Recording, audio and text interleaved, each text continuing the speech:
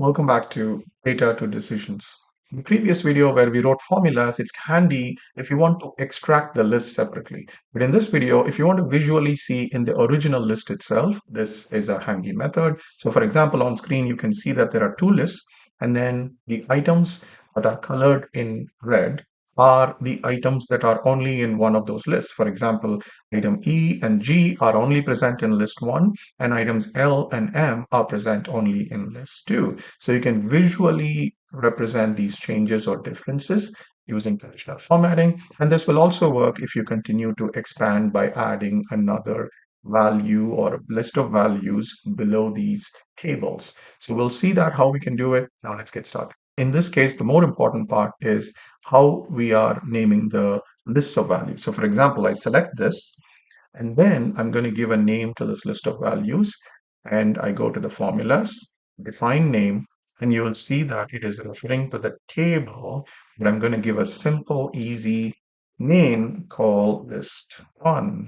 Hit OK. Same thing we will do. Select all the values in the second table, go to define name, give it list2.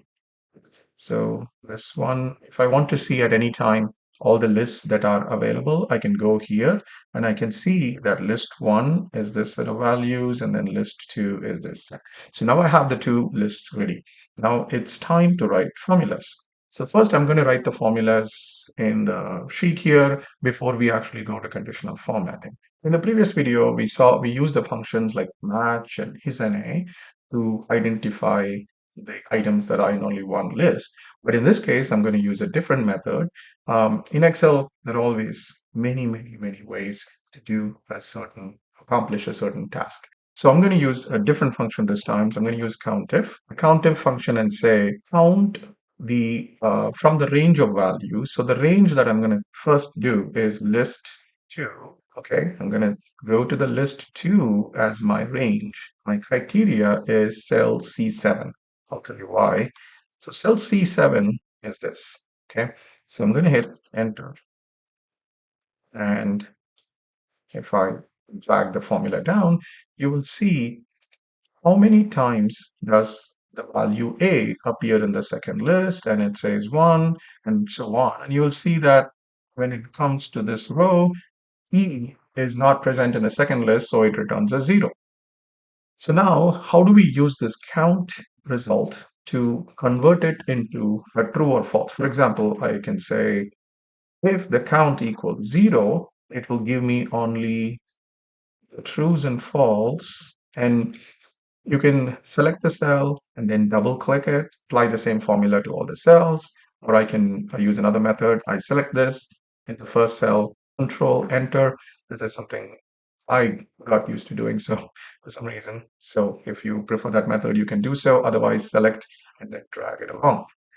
Now, the COUNTIF gives me a true only when the values are unique or different in the list 1. So I think I've gotten what I want, but I need to figure out how I can apply this in conditional formatting logic. So I'm going to now select the values where you're going to apply the conditional formatting to, and then go to conditional formatting, new rule, use a formula, click inside, type equals.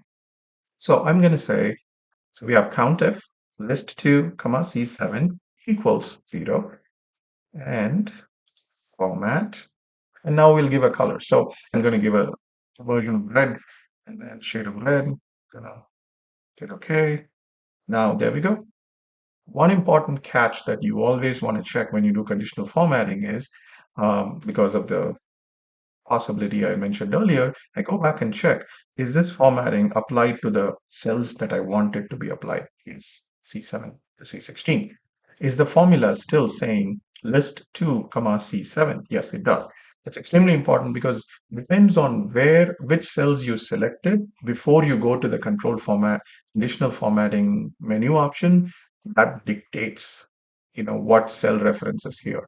But we have done it the right way, so the results are there. So hit apply, you got it. So we wrote the formula first, and then we can copy and paste, or you can just go and type it in the conditional formatting. So this is how we can do it.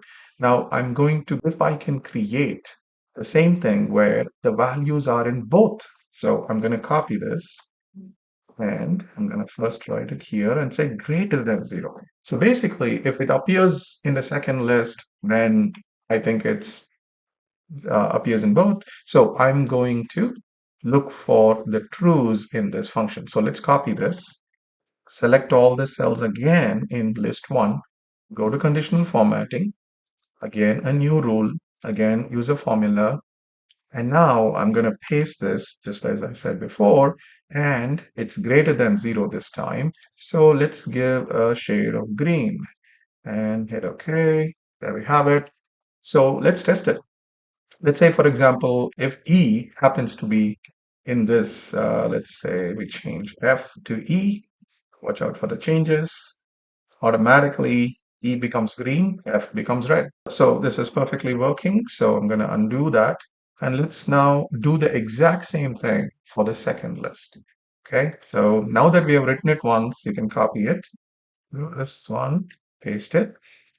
We have to change what we are counting in and what value we are counting. So I want to count whether how many times the value in cell E7 appears in the list 1.